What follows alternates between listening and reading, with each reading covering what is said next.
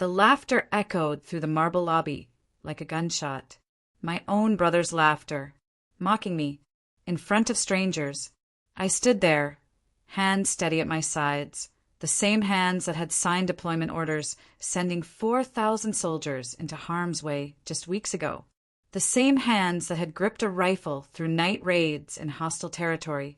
But in that moment, watching Ethan wipe imaginary tears from his eyes as he humiliated me, those hands trembled. Not with fear, with something I'd buried for far too long. What he didn't know, what he was about to discover, would shatter every assumption he'd ever made about his struggling little sister. But I'm getting ahead of myself. Let me take you back to where this really began. Hi everyone, this is Ariana Paxton, and welcome back to Valor Voice, your home for stories of grit, comeback, and the quiet power that changes everything.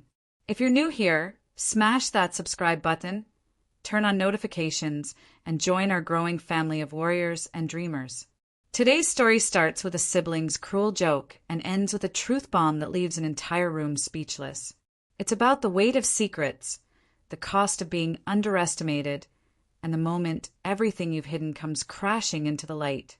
Stay with me. This one cuts deep, and I promise you, the payoff will leave you breathless. I pulled my black Jeep into the parking lot of Evergreen Hills Country Club that Tuesday afternoon, gripping the steering wheel with white knuckles. In the passenger seat sat a guest pass application, 6 pages of invasive questions about income, occupation, references, and a full background check authorization.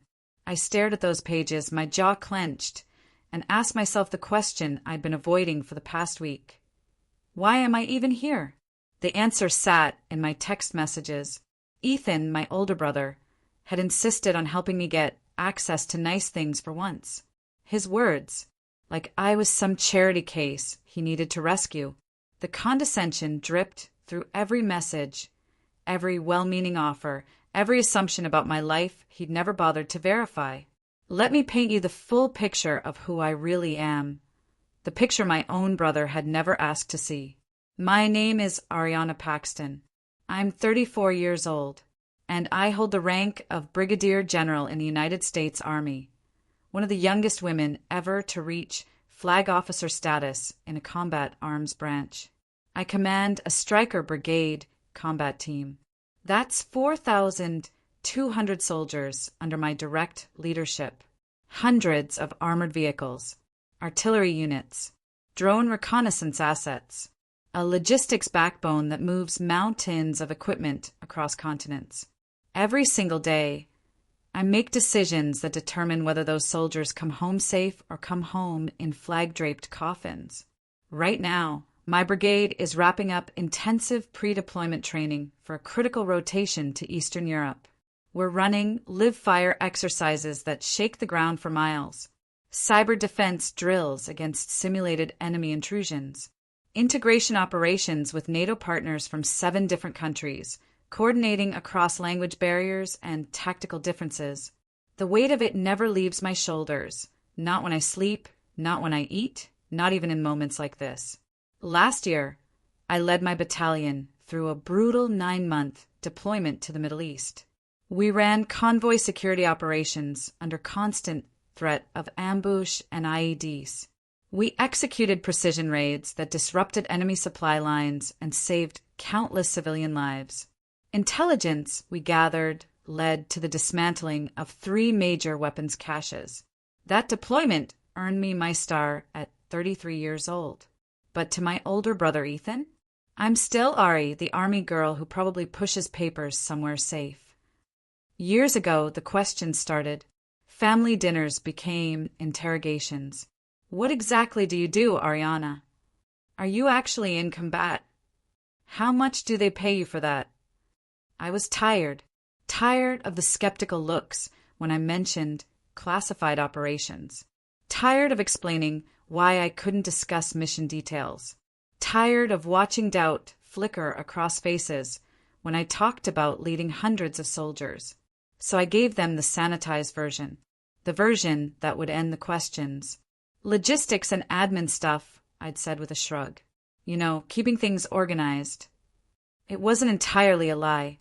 Logistics is part of what I do, but it was like calling a symphony conductor, someone who waves a stick around. Ethan latched onto those words like a life raft. They fed perfectly into the narrative he needed. The successful big brother with his tech startup, his waterfront condo, his six-figure bonuses, his designer everything. And his poor little sister, scraping by on government pay, wearing second-hand clothes, driving an old vehicle, barely making ends meet. It let him be the hero, the successful one, the one who'd made it. I let that narrative stand. For years I let it stand, until that afternoon, when the cost of my silence became too high. I stepped out of the Jeep in jeans, a simple black hoodie, and worn running shoes. Nothing flashy, nothing that screamed flag officer. Just me, stripped of rank and uniform, walking into a world where my brother ruled.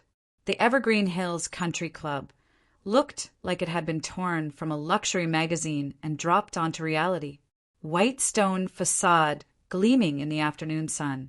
Ivy crawling up walls with calculated elegance. Golf carts gliding silently across fairways, so green they looked photoshopped. The air even smelled expensive. Fresh-cut grass mixed with money and privilege. Ethan was waiting in the lobby, leaning against a marble pillar like he owned the place. He wore the club's polo shirt like a uniform of status.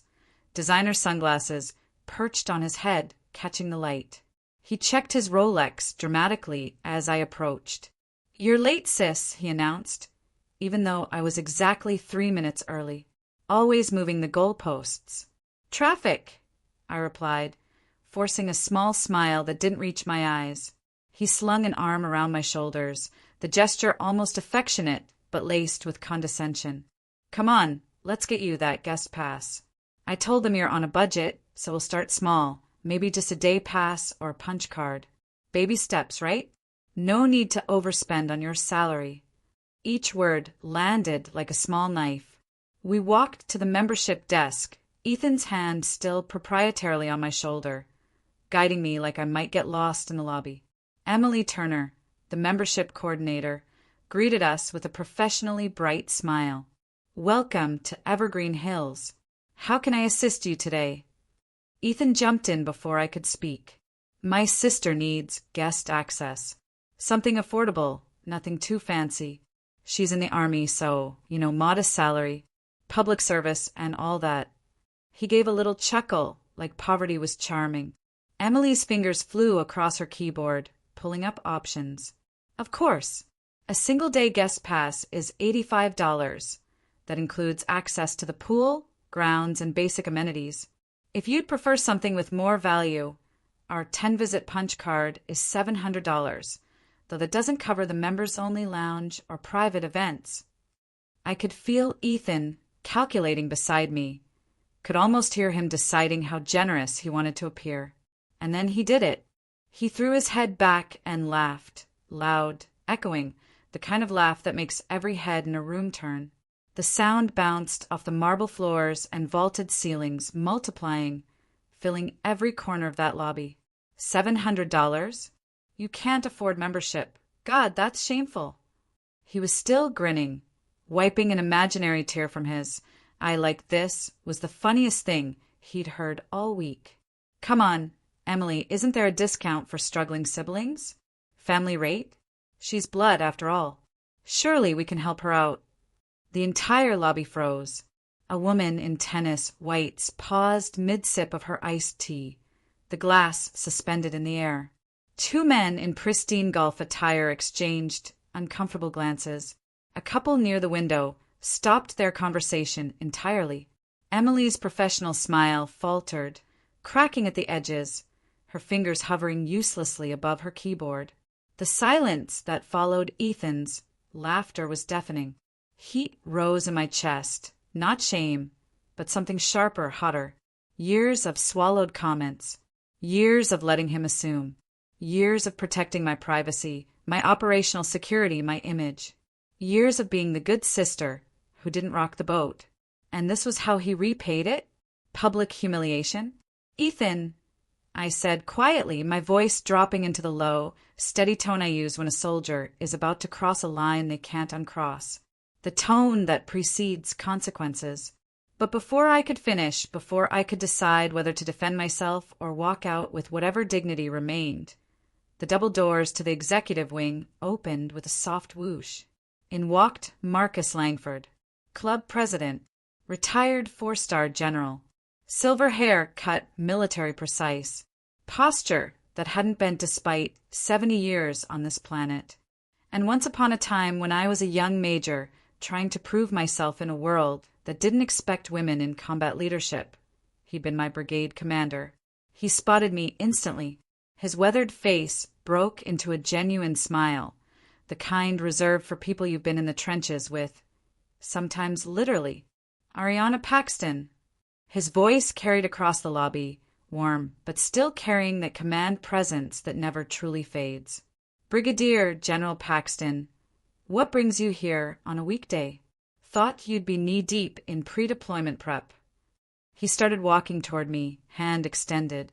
Then his eyes landed on Ethan, and I watched the warmth cool to something more measured, more assessing. The smile remained, but it became professional, distant. The entire lobby went silent. You could hear the soft hum of the air conditioning, the distant clink of silverware from the restaurant, someone's phone vibrating on a marble table. Ethan's laugh died in his throat, like someone had choked it out. His face went through several colors in rapid succession. Confusion, realization, denial, shock. Brigadier, General. The words came out strangled. Marcus nodded once, crisp and definitive. Yes, Brigadier General Ariana Paxton, United States Army. One of our finest. He turned his attention back to me, and I saw pride there, genuine pride. Her lifetime elite membership has been active since the day she pinned on her star last year. Complimentary for all flag officers. It's our way of saying thank you for service at that level. He paused, his sharp eyes taking in the scene. Me standing at the guest desk, application in hand, Ethan's arms still frozen around my shoulders. I noticed it's been almost 4 months since your last visit, Ariana, Marcus continued, his tone shifting to one of friendly concern. Deployment prep keeping you stationary? I found my voice, slipping back into the professional mode that felt like a second skin. Yes, sir. Stryker Brigade, final pre-mobilization training cycle before our Eastern Europe rotation. Live-fire exercises, combined arms integration, NATO interoperability drills. We've got units from 3 different countries training with us right now. Outstanding work, Marcus said, and the pride in his voice was unmistakable. Your after-action review from the Middle East deployment was required reading at the War College last quarter. Best tactical analysis they'd seen in years. Behind me, I heard Ethan make a small, choked sound. Wait. Ethan's voice was barely above a whisper. Lifetime elite membership? What does that even mean? Marcus crossed his arms, his expression cooling several more degrees as he addressed my brother. Full access. Everything. Club grounds, elite member lounge, private dining room, spa facilities, golf without tea time restrictions, guest privileges for official delegations, the works. He let that sink in for exactly 3 seconds. So I'm curious, Ethan. Why is a lifetime elite member, a flag rank officer, standing at the guest services desk filling out an application? The question hung in the air like an accusation. Ethan's mouth opened and closed. No sound came out. His face had gone from red to pale to a sickly gray color. I didn't, she said she did admin work. Logistics. I thought. I command an entire brigade combat team, I said, my voice calm but carrying an edge that could cut glass. Over 4,000 soldiers trust me with their lives every single day. I'm responsible for armored vehicles, artillery systems, aviation assets, intelligence operations, and logistical networks that span continents. I've been making life and death decisions since I was commissioned at 22 years old. I took a step toward him. You never asked for details, Ethan. Not once. Not in 12 years. Emily, the membership coordinator, had gone pale. Her eyes were wide as she processed everything. She quietly excused herself and disappeared into the back office, her heels clicking rapidly against the floor. The whispers started immediately, spreading through the lobby like wildfire. That's his sister. A general? At her age. He had no idea. Did you hear what he said to her? Marcus turned his full attention to Ethan, and I recognized that look. It was the one he'd given incompetent officers before relieving them of command. I couldn't help overhearing your assessment of your sister's financial situation. Was that meant to be humorous? Ethan looked like he wanted the marble floor to open up and swallow him whole. I was joking. It was just, I didn't know. How was I supposed to? You assumed, I said quietly, cutting through his excuses. You always assume, Ethan. About my life. About my career. About who I am. You built this entire narrative without ever once asking if it was true. Emily returned, moving quickly, almost reverently. In her hands was a sleek black card with gold lettering that caught the light. Ariana Paxton, Elite Lifetime Member. She handed it to me with both hands, like it was something sacred. Ma'am, it's an honor. I apologize for any confusion. Your full profile is now updated in our system. Thank you, Emily, I said gently. She'd done nothing wrong. Marcus placed a firm hand on my shoulder. Ariana, I'm having lunch in the founder's room in 20 minutes. A few of the retired flag officers are here, Collins, Martinez, General Hartley. They'd love to hear about your upcoming deployment, and I know they've been following your career. Would you join us? I looked at the invitation, a real one, built on respect and shared experience, and then at Ethan, still standing there speechless. I'd like that very much, sir, I said. As Marcus and I walked away, I left Ethan standing alone in that lobby, surrounded by strangers, drowning in whispers, the echo of his own cruel laughter hanging in the air like smoke. The elite locker room was a revelation. My name engraved on a private locker, code-secured, stocked with luxury amenities I'd never used. I changed into my PT gear, the same gear I always kept in the Jeep. Old habit from years of needing to be ready to move at a moment's notice. I hit the indoor track hard.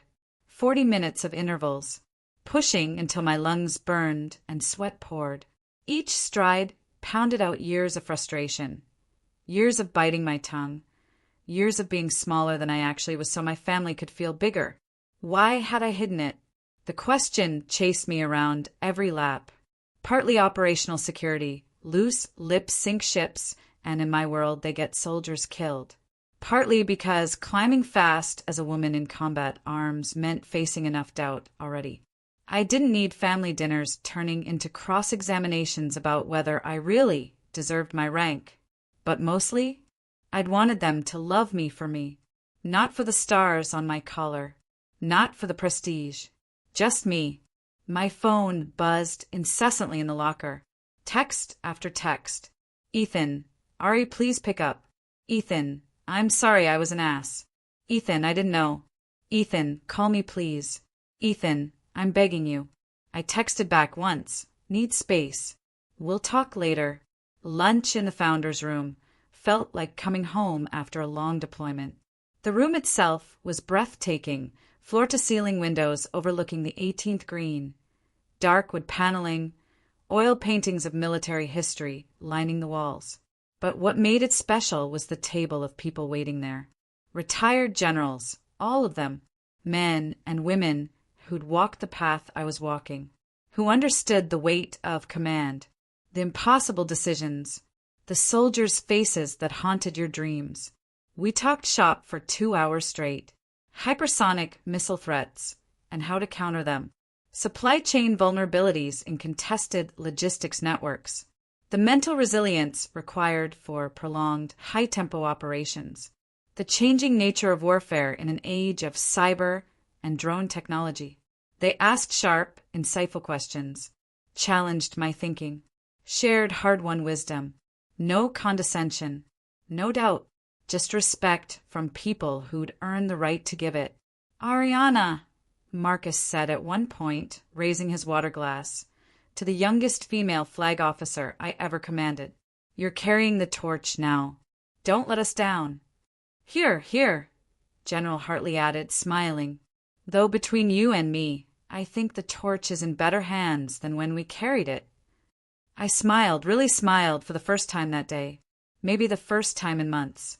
Later, standing on the terrace watching the sun paint the golf course gold, my phone rang. "Dad, Ari?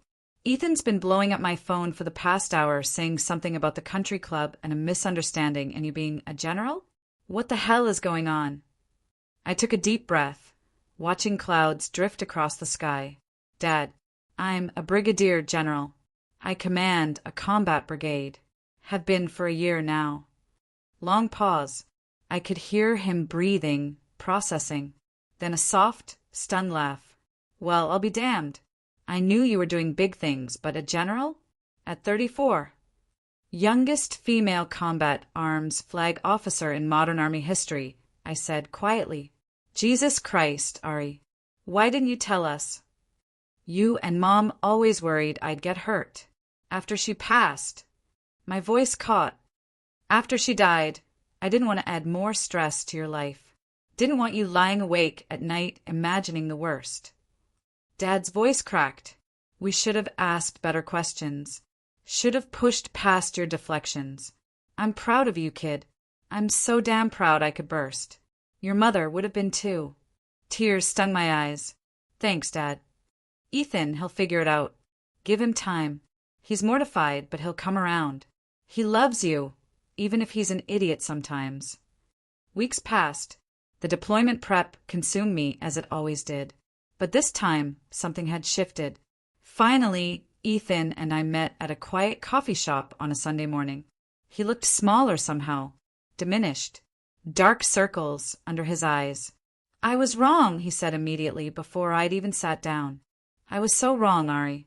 I built this whole picture of you in my head, struggling, needing help, barely getting by, so I could feel like the successful one. So I could be the big brother who swooped in and saved you." He stared at his coffee cup. "I'm sorry. God, I'm so sorry for that scene at the club. For the years of condescension. For never asking. For never really seeing you." I nodded slowly. "I let you believe a lie because it was easier than explaining classified operations and 12-hour days in the field. Easier than dealing with your disbelief. But we're adults now. No more assumptions. No more hiding." We talked, really talked for the first time in years. About his startup stress and imposter syndrome. About my command pressures and the weight of sending soldiers into danger. About missing Mom and wishing she could see who we'd become. We laughed, eventually. About stupid childhood fights. About the time he'd tried to teach me to drive and I'd hit a mailbox. About me beating him at chess when I was 11 and him refusing to play me again for 3 years. The bridge wasn't fully rebuilt, but the first planks were down. That was enough. The club became a refuge in the months that followed. Golf with Marcus, where we talked strategy and leadership while the sun set. Quiet dinners with a retired officer community, people who understood the unique burden of command. A place to decompress when the weight of 4,200 lives felt crushing. This story, my story, is for anyone who's ever been underestimated, whose victories go unseen because they don't fit the narrative others have written, whose family doesn't know half of what you carry. Your worth isn't defined by what others assume about you. It's not in the size of your paycheck or the prestige of your title. It's in the lives you touch, the missions you complete, the person you become when pressure tries to break you. If this story hit home, drop a like and share your own "they didn't know" moment in the comments below. Subscribe to Valor Voice. We're building a community here, one story and one truth at a time. What's the biggest misconception someone had about you? Tell me below. I read every single comment. Until next time, This is Ariana Paxton. Stay strong. Stay valorous.